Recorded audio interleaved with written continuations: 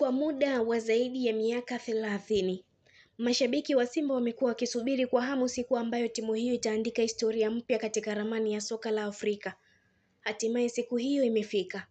Simba ilitinga fainali ya kombe la shirikisho Afrika Jumapili iliyopita huko Durban, Afrika Kusini. Baada ya miaka 32 ya kusubiri, na sasa itavaana na RS Berkane kwenye mchezo wa fainali ya kombe la shirikisho Afrika. Ni mafanikio yanayobeba hisia, furaha, matumaini na ari mpya. Katika mchezo huo wa nusu fainali dhidi ya Stellenbosch ya Afrika Kusini, Simba ambayo ilifuzu kwa ushindi wa bao 1-0 ilionyesha ukomavu kimchezo, kiakili na uimara wa kiufundi. Haikuwa kazi rahisi, lakini Simba walijipambanua kuwa timu iliyo tayari kupambana kwa ajili ya heshima ya taifa na historia. Sasa ni wakati wa klabu hiyo ya Msimbazi kuelekeza nguvu katika mchezo wa fainali dhidi ya RS Berkane ya Morocco, ambapo wataanzia ugenini Machi 17. Yapo mambo mengi ya kutazama, ikiwamo njia itakayowafikisha fainali, kauli ya kocha Fadu Davis, maoni ya wachezaji mara baada ya kufanikisha hilo, na hata wapinzani wao. Safari ya fainali. Timu hizo mbili zilianzia raundi ya pili ya michuano hiyo, Simba ikiing'oa Al Ahly Tripoli ya Libya kwa ushindi wa jumla ya mabao 3-1, huku Berkane ikiishusha mvua ya mabao 7-0 dhidi ya DJ ya Benini. Matokeo hayo yalizifanya timu hizo kutinga hatua ya makundi. Simba ilipangwa kundi A na Berkane ikiwa kundi B. Wababe hao kila mmoja alimaliza hatua hiyo akiwa kinara wa kundi lake. Simba iliongoza kundi A ikiwa na pointi 13 baada ya kushinda mechi 4, sare 1 na kupoteza 1. Tofauti na Simba, Berkane yenyewe ilivuna pointi 16 kwa kushinda mechi 5 na kutoa sare 1. Wakati Simba ikifunga mabao 8 na kuruhusu 4 katika hatua ya makundi, wapinzani wao walifunga mabao 12 na kuruhusu bao 1 tu, wakitajwa kuwa na safu bora ya ulinzi na ushambuliaji. Katika hatua ya robo fainali, Simba ilitoa Al Masry kwa mikwaju ya penati 4-1.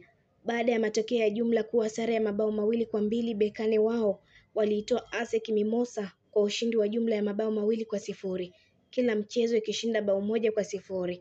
Upande wa nusu fainali, Simba haikuruhusu bao dhidi ya Stellenbosch na imetinga fainali ikiwa ugenini. Berkane wametinga hatua hiyo kufuatia ushindi wa jumla ya mabao 4-1 dhidi ya CS Constantine, likiwa ndio bao la pili wameruhusu kwenye michuano hiyo msimu huu.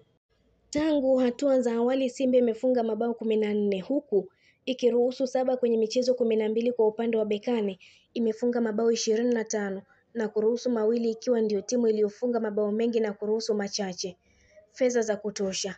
Kwa kutinga fainali ya kombe la shirikisho Afrika, Simba na Berkane zimejihakikishia kitita cha dola milioni 1 za Kimarekani, takriban shilingi bilioni 2.6 za Kitanzania kutoka CAF.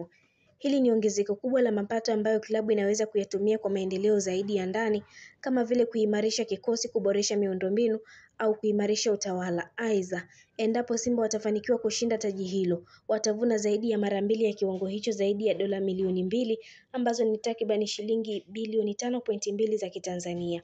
Mkwanja huo unaonyesha wazi kwamba Simba si tu wanapigania heshima ya soka la Tanzania, bali pia wanatengeneza msingi wa kifedha unaoweza kuipeleka klabu hiyo kwenye ngazi nyingine zaidi barani Afrika. Umri. Kikosi cha Simba kina wastani wa umri wa miaka 25, huku Berkane ikiwa na wastani wa miaka 27. Hawa ndio RS Berkane. Katika fainali, Simba watakutana na RS Berkane ya Morocco iliyobeba katika mashindano hayo. RS Berkane ni mabingwa wa zamani wa kombe la shirikisho Afrika, wakilitoa mara 2, mwaka 2019 na 20 na 21 na 22, na timu inayojulikana kwa nidhamu ya kiufundi, uzoefu mkubwa na wachezaji wenye ubora wa juu.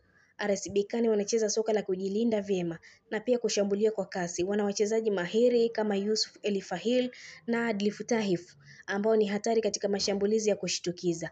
Ni timu yenye uzoefu mkubwa wa mechi za fainali, jambo ambalo linawafanya kuwa wapinzani hatari kwa Simba. Hata hivyo, Simba wameonyesha kuwa wana uwezo wa kukabiliana na presha kubwa. Kwa maandalizi sahihi, mbinu na morali kubwa, Simba wana nafasi nzuri ya kupindua meza dhidi ya mabingwa hao wa Morocco. Kwa kuwa mchezo wa mwisho wa fainali utapigwa kwa Mkapa, sehemu ambayo imekuwa muhimili mzuri zaidi kwa Simba. Maandalizi yaanze. Kocha wa Simba Fadu Davis alitoa kauli ya busara mara baada tu ya mchezo dhidi ya Stellenbosch. akionekana mtulivu licha ya furaha ya mafanikio. Fadu alikumbusha kwamba hatua ya kutinga fainali si mwisho wa safari, bali ni mwanzo wa changamoto kubwa zaidi. Akizungumza na chombo kimoja cha habari baada ya mchezo, Fadu alisema, "Sasa ni wakati wa kusherehekea. Tumefanikisha kutinga fainali, lakini kazi kubwa bado iko mbele yetu. Tunasherehekea baada ya kuchukua ubingwa." Kauli hiyo inaonyesha aina ya falsafa ambayo Fadu ameileta Simba, falsafa ya ukomavu wa kisaikolojia na kuepuka kuridhika mapema. Katika historia ya soka, timu nyingi zimewahi kufika hatua za mwisho lakini kushindwa kutokana na kulewa mafanikio mapema. Fadu anaonekana kuelewa hilo vyema na anataka Simba ibaki na njaa ya ushindi hadi mwisho. Fadu ameweka wazi pia kuwa maandalizi ya fainali yameanza mara moja.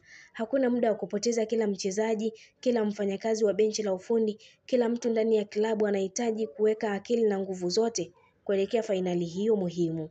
Hisia za wachezaji ndani ya uwanja wa Stellenbosch baada ya kipenga cha mwisho kusikika, nderemo na vifijo kutoka kwa wachezaji wa Simba. Hata hivyo, walijua kwamba walikuwa wamepiga hatua moja tu kuelekea lengo kubwa.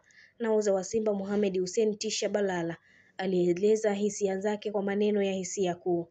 "Hii ni ndoto ya kila mchezaji kuifikisha timu yake kwenye fainali kubwa kama hii, lakini hatutaki kuishia hapa. Tunataka taji kwa ajili yetu, kwa ajili ya mashabiki wetu, kwa ajili ya Tanzania." Katika mahojiano mengine, Elie Mpanzu alisema kuwa walijipanga vilivyo kwa mchezo huo na waliamini kuwa wanaweza kufika mbali. Mpanzu alisisitiza kuwa anatambua ukubwa wa nafasi walioipata na watafanya kila liwezekanalo kuhakikisha wanawapa mashabiki wa Simba sababu ya kufurahia zaidi.